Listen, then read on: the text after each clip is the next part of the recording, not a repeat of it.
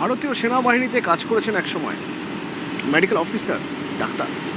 সেই অবসরপ্রাপ্ত কর্মী মুফতি আব্দুল জালাম আরামবাগের বাসিন্দা। তিনি ক্ষুব্ধ। ভারতীয় সেনাবাহিনীতে কাজ করেছেন, ডাক্তার হিসেবে কাজ করেছেন, তারপরেও তার নাম ভোটার লিস্টে নেই। ভোটার লিস্টে মুফতির নাম না ওঠায় রাজনৈতিক চর্চা শুরু হয়েছে এবং প্রয়োজনে ভারতীয় সেনার একাধিক অপারেশনের সঙ্গে যুক্ত এই মুফতি জামাল রাষ্ট্রপতির দ্বারস্থ হবেন বলে জানিয়েছেন।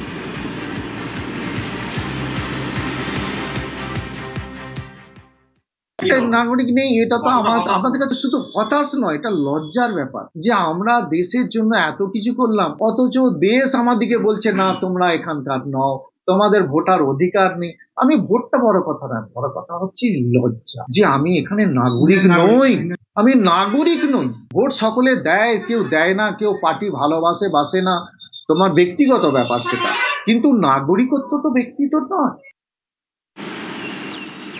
প্রফেসরকে নির্বাচনী অফিসার করা নিয়ে একেবারে রেগে কাঁই হাইকোর্ট। ক্ষুব্ধ হাইকোর্ট, বলছে নির্বাচন কমিশনকে বলছে যে এটা কি তামাশা হচ্ছে। এরপরে তো দেখা যাবে বিচারপতিদেরও ভোট করাতে হচ্ছে।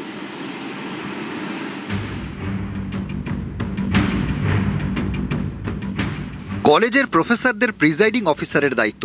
নির্বাচন কমিশনের এই সিদ্ধান্তকে চ্যালেঞ্জ করে কলকাতা হাইকোর্টে মামলা করেন সহকারী অধ্যাপক রূপা বন্দ্যোপাধ্যায়। সেই মামলার শুনানিতে কমিশনকে তামাশা বলে তোপ বিচারপতির। কলকাতা হাইকোর্টের বিচারপতি কৃষ্ণা রাও বলেন, নির্বাচন কমিশন বিচারপতিদেরও ভোটের ডিউটিতে নিয়োগ করতে পারে, আমরাও ভোট কেন্দ্রে যেতে পারি, আমিও যেতে প্রস্তুত। এটা কোনো তামাশা নয়। কমিশন প্রতিবারই সমস্ত বিজ্ঞপ্তির পরিবর্তন করে।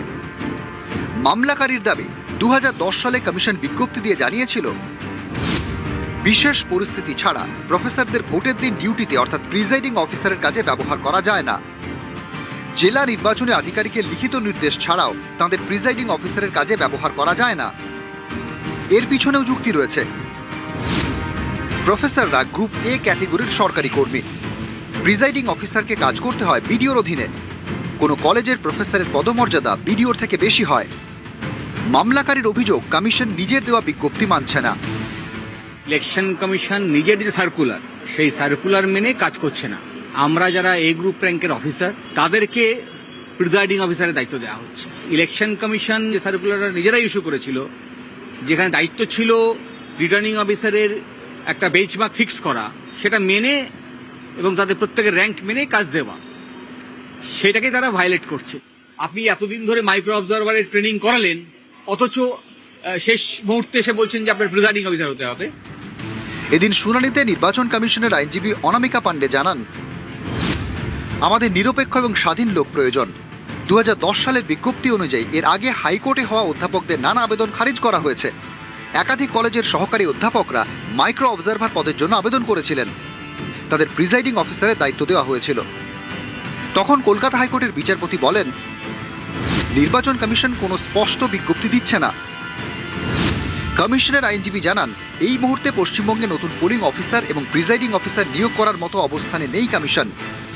প্রতিটি জেলায় 100 জনেরও বেশি অফিসারকে দায়িত্ব দেওয়া হয়েছে। আদালত হস্তক্ষেপ করলে নির্বাচন থেমে যাবে। ইলেকশন কমিশন শুরু থেকেই আমরা বুঝতে পারছি একেবারে খেয়াল খুশি মতো কাজ করছে, কোনো আইনের তোয়াক্কা না করে, সাংবিধানিক ক্ষমতা ব্যবহার করে নিজেদের সার্কুলারকেও মানছে না। শুক্রবার হাইকোর্টে পরবর্তী শুনানি।